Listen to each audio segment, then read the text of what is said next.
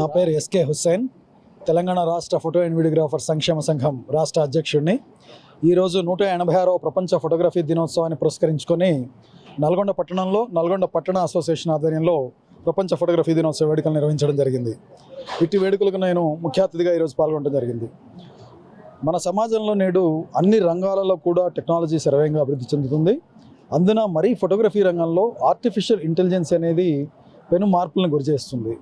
అయితే సాధారణంగా ఫోటోగ్రఫీ రంగంలో ఒకప్పుడు ఉన్నత విద్యాభ్యాసం చేయని వాళ్ళు, ఉన్నత విద్యను అభ్యసించలేని వాళ్ళు, ఆర్థికంగా ఇబ్బందులు పడేవాళ్ళు, పేదవాళ్ళు తమ జీవనోపాధిగా ఫోటోగ్రఫీని ఎంచుకొని రంగంలో 99% జీవితాన్ని సాగిస్తున్నారు.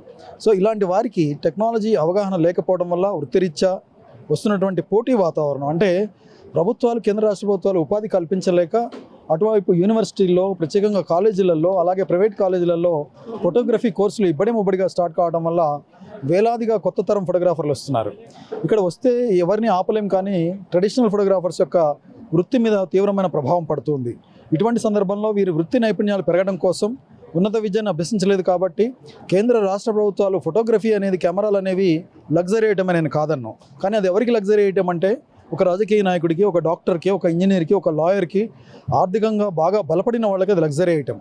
కానీ వేరాజ్ ఫోటోగ్రాఫర్స్, మా సభ్యులందరూ కూడా తమ జీవనోపాధి కోసం, భార్యాపిల్లల్ని పోషించుకోవడం కోసం వృత్తిగా ఎంచుకుని కెమెరాలు కొనుక్కుంటున్నారు.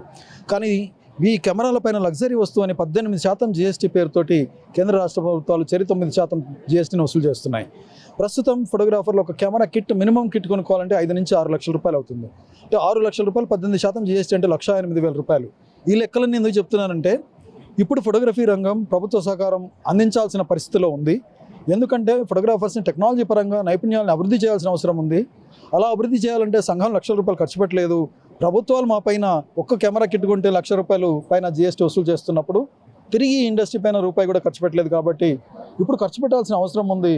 లేనట్లయితే ఉపాధి కోల్పోయే ప్రమాదం ఉంటుంది. కేంద్ర రాష్ట్ర ప్రభుత్వాలు ఒక పక్కన ప్రభుత్వ ఉద్యోగాలు కల్పించలేక ఉపాధి కల్పన పేరుతోటి కోట్లాది రూపాయలు ఖర్చు పెడుతున్నారు. కానీ నేను కోరుకునేది ఏంటంటే రాష్ట్ర అధ్యక్షుడిగా ఈ రాష్ట్ర ఫోటోగ్రాఫర్స్ని, ఫోటోగ్రఫీ రంగంలో ఉన్న వారిని అప్డేట్ చేయడం కోసం ప్రభుత్వమే ముందుకొచ్చి శిక్షణా తరగతులు నిర్వహించాలి. JNFU వంటి ప్రొఫెసర్స్ తోటి వీరికి శిక్షణలో అభివృద్ధి చేయాలి. అలాగే ఆర్టిఫిషియల్ ఇంటెలిజెన్స్ పైన సాఫ్ట్వేర్ నిపుణులతోటి అవగాహన కల్పించాలి.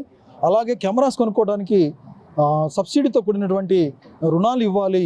వీరందరికీ కూడా ఫోటోగ్రాఫర్స్, పేద ఫోటోగ్రాఫర్స్ని గుర్తించి వారికి అన్ని పథకాల్లో కూడా అర్హతను కల్పించాలని చెప్పి వారికి మంజూరు చేయాలని కోరుకుంటూ, కేంద్ర రాష్ట్ర ప్రభుత్వాలు ఇప్పుడైనా ఫోటోగ్రఫీ రంగాన్ని, అంటే ఇప్పటి వరకు ఫోటోగ్రఫీ రంగం పైన కేంద్ర రాష్ట్ర ప్రభుత్వాలకి ఆదాయమే తప్ప ₹1 ఖర్చు పెట్టిన దాఖలాలు లేవు.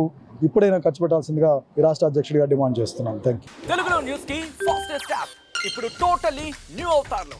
జస్ట్ 5 seconds లో కంప్లీట్ న్యూస్. సోషల్ మీడియాలో ట్రెండ్స్ కి one stop solution. Live TV app, voice search option తో ఇప్పుడే డౌన్లోడ్ చేయండి లేదా అప్డేట్ అయిపోండి.